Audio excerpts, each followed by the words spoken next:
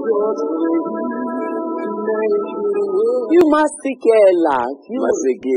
Masekela. Ramapulo. What does that mean? Ramapulo is somebody who brings pleasant disorder to the custom. You sure did with your music. In the good old days and today. But welcome to Conversations with Felicia. We really appreciate you taking the time. You are known throughout the world. America is really your second home in many ways. Grazing in the Grass, I mean, that's the song that really put Hugh Masekela on the map. Over 4 million copies. And with your music, would you say that you really, you lived up to your name? Well, at that time I didn't know what my name meant. I didn't know what many African things meant until I came back home, and all those things that I'd missed out on when I was young. But I wouldn't consider it my music, Felicia, because I got it from here. I think more I'm an absorber of culture than a contributor to it. So I think I absorbed many great things from South Africa, which is a fantastic musical environment of all kinds, and tried to project some of it. And I also lived in the United States, and I think I interacted very hard, especially with the African American people. And then I lived in other parts of West Africa and in Jamaica. And I went to classical music school, so I'm sort of a potpourri, a mixture of all those things with a South African township and traditional base. We're going to be talking about that, but where did it all start for you? It started with a gramophone. There was a thing called a gramophone, which you wind up. And when I first saw it, it looked like a box, but when it brought out music, I was about 3 years old. That was it. I was so obsessed with it that I just cried for them to hold it so I could wind it myself. And soon I was choosing my own record. My uncles and aunts and my parents all had records from the States and from home. And I got obsessed with it so much that by the time I was 5 years old, I was singing with all the records, word for word, without knowing what I was singing about.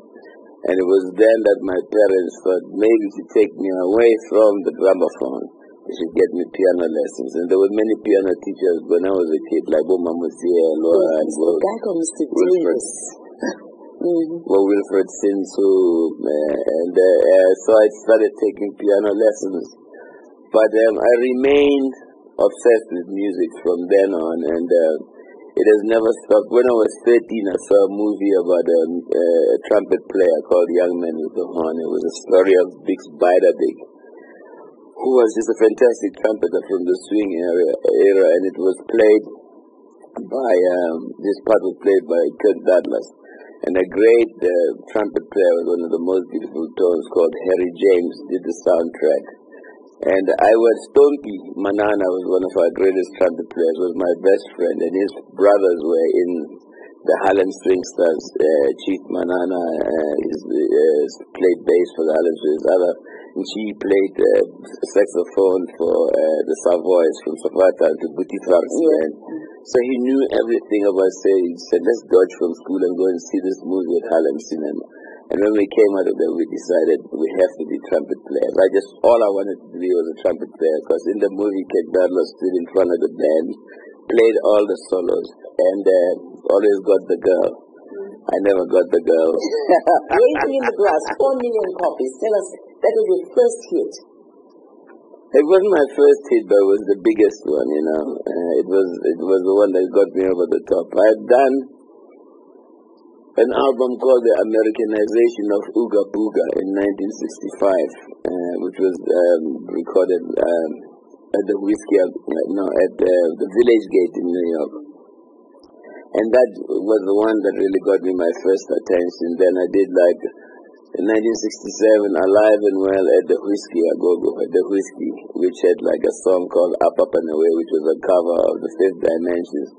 That went up to number 31 on the Cashbox charts. And then the next one was a promise of a future, and in it we're grazing in the grass. In fact, it was even a filler, because we're not trying to make hits, we're just sort of jazz musicians who played at that time like some batanga. But you're also seen as the father of African jazz, exponent of African culture. I've been reading all this stuff about it, great stuff. But I think the music classified as jazz. Somebody even said, you can put him on the other side of the mountain, and when he starts blowing the trumpet, you know it is uniquely Hugh Masekela. Well, Felicia, like I said, I absorbed music when I was a kid, and my disposition and my perspective of it is still the same. I either enjoy it, and when I don't criticize it, because I know how hard it is to become a musician and for you to be allowed to become one by your family. And people have tried to ask me, what category am I in and all, but these are situations that I don't understand, because I just look at music from a child's, I listen to music with a child's ear, the same year I heard it was when I first heard it. And I find that the opinions of critics and analysts about music, that's always nothing to be very entertaining, but it's something that I don't understand, because I myself am a musician, but I can't talk about music in intellectual terms.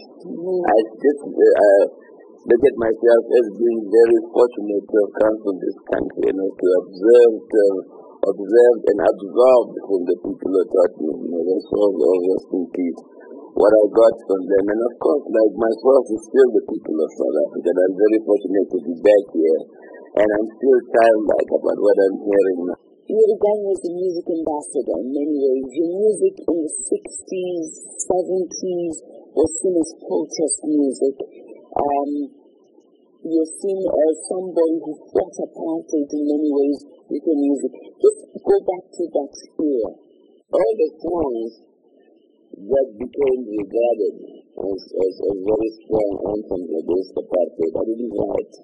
They were just songs, I just be sitting like if you like this in the summer time, and oops, Felicia, you have to go in the piano. Otherwise, and I believe that and for instance, Mandela wrote me a birthday letter, when I was living in Botswana. And when I got it, he knew everything that I was doing, because Mom only told him, because she worked for my father was visiting him, but because he had worked with my mother as a social worker in Arizona Township. And he was a person who had been in jail for 20 years, and he was encouraging me from his side. And I was just blown away, and I went to the piano and just sang, and I remember Jabu, my wife, said, when did you write this? And I said, I didn't write it, Mandela just sent it. When you saw Winnie Mandela or Nelson Mandela walk out of those gates of prison with Winnie Mandela, that for me is when the reality of your song ultimately really hit in that Nelson Mandela. Well, to me it was just proof that we had sent it, I think it was because they were playing it as it came out of there. I was in my house up in Harlem, up in Sugar Hill, and I was watching the TV with Jabu. And we were just crying so much, not because we were sad, we were crying of joy. When we were playing the song, it just fit the occasion, and that's the thing, the spirituality that I say. Sometimes these things are mysterious, but I don't think I have anything to do with them. I think I'm just a vehicle. 60. What does that song mean? Yeah, well, the album was called 60. Yeah, that album was called 60. But I did it in the year that I turned 60. We were looking for a party in early months, so why don't you call it 60? And we call it 60. What? Oh, wow. But ever since I came home, I've just been fascinated with the resilience of not only the people here at home, but the resilience of South African songs from way back. And most of my repertoire really comes from old traditional songs and old famous songs. Either that getting songs, the songs that, our community songs, the songs written by Felicia Mabuza Suttle, I think is one of our most prolific ever urban composers. I think she is probably the most prolific urban composer to ever come out of South Africa. But then there's Kaffa Semenya. The favorite song that I love is Kauleza. And what's fantastic about Dorothy is the songs are like maybe 2 or 3 lines, but they tell a whole story. That's true. But Hugh, let's talk about your book. I mean, I'm looking forward to the book I might soon have published. Tell us about it. It's really about my growing up in Witbank and just the life that I went through here.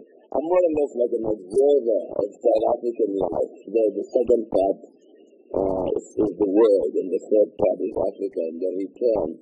And it just sort of chronicles wherever I've been and who I've met and what. Excuse me, it does everything from like the entertainment industry to politics to personal struggles.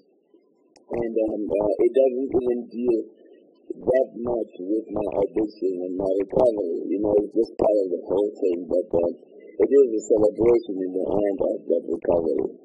To address the fact that addiction in South Africa, especially alcohol addiction, is one of our biggest problems, and that's like we are, I think, like in the top 5 in the world.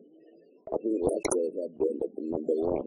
But because it became a culture, I always say it's very funny that in the 1950s when I grew up, it was illegal to drink for Africans, but like, if they didn't arrest you with the evidence, they couldn't take you, no matter how drunk you were.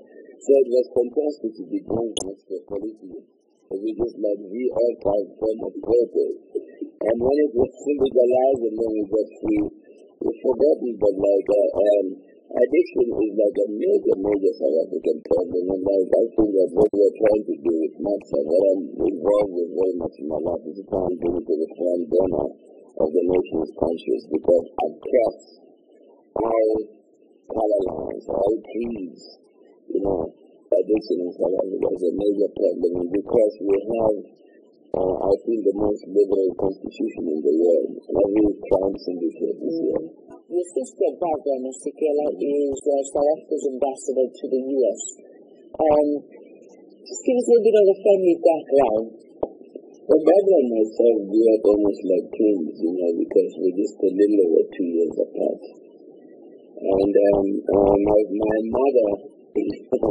my mother came from Witbank, and her father was a Scottish engineering miner who came here and met my grandmother way before the Morality Act. So you just mixed it to another level again when you married to a Ghanaian woman? I don't know. Yeah, Elena is from Ghana, yeah. Lovely lady. Yes, how did she end up with a delinquent like you? Well, I met Elena in 1977 one day at the Paris airport. She was coming from school in Los Angeles, going home to Ghana for the holidays. And I just finished producing Country Girl, the album from Miriam, and I was going to Ghana because I had a Ghanaian band. And they let her out by mistake. So they didn't let her back in. Wait, I think she was in a school uniform. She was coming from school in Los Angeles and going home for holidays. So you got the credit, that's what I'm asking. No, wait a minute, let me tell you. And she was crying because they wouldn't let her back in. They wanted more she came into Paris. But they let her out by mistake and the shift had changed.